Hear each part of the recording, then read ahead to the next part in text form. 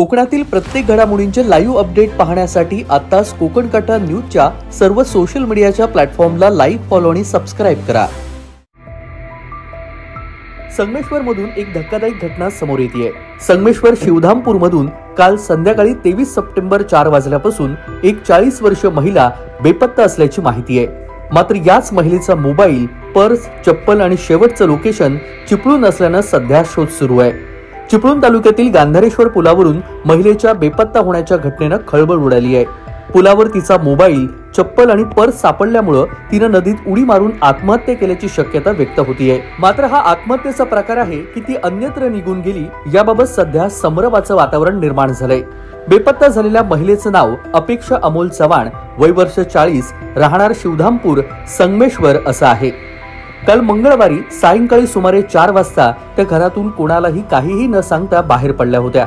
काही वेळानंतर त्या घरी परतल्या नसल्यानं आणि संपर्कही साधता न आल्यानं त्यांचा पती अमोल चव्हाण यांनी संगमेश्वर पोलीस ठाण्यामध्ये बेपत्ता झाल्याची तक्रार नोंदवली। आणि या सगळ्या संदर्भात सविस्तर माहिती जाणून घेण्यासाठी आपले प्रतिनिधी निसार शेख जोडले गेलेले आहेत। आणि या घटनेसंदर्भात सविस्तर माहिती देण्यासाठी चिपळूणहून आपले प्रतिनिधी निसार शेख जोडले गेलेले आहेत। निसार, संगमेश्वर मधून एक 40 वर्षीय महिला बेपत्ता झालेली आहे, जिचं शेवटचं लोकेशन चिपळूण गांधारेश्वर पूल आहे।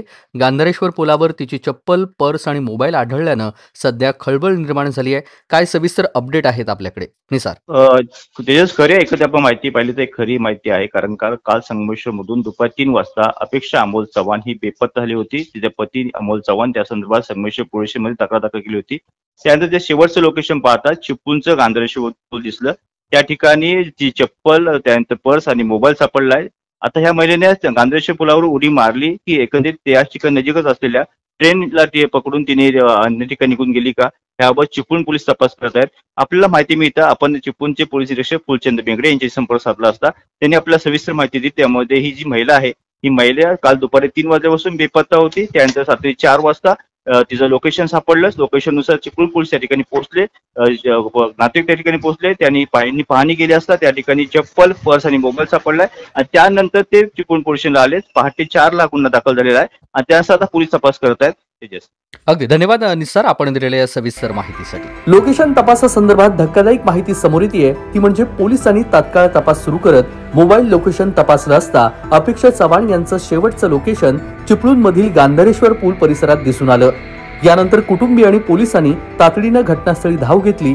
पुलावर शोध घेतल्यानंतर त्यांना अपेक्षा चव्हाण यांच्या चप्पल, मोबाईल आणि पर्स आढळलंय। यामुळे त्यांनी नदीत उडी मारली असावी असा संशयही व्यक्त करण्यात येतोय।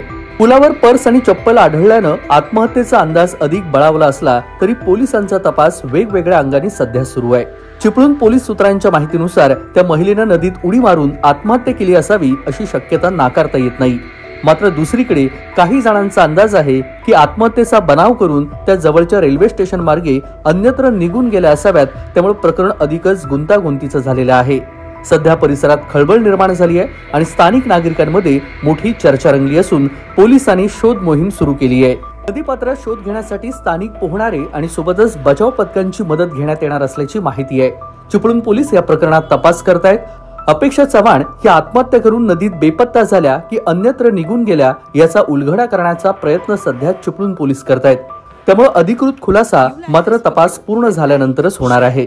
निसार शेख सह तेजस बोरगरे, कोकण कट्टा न्यूज, चिपळूण।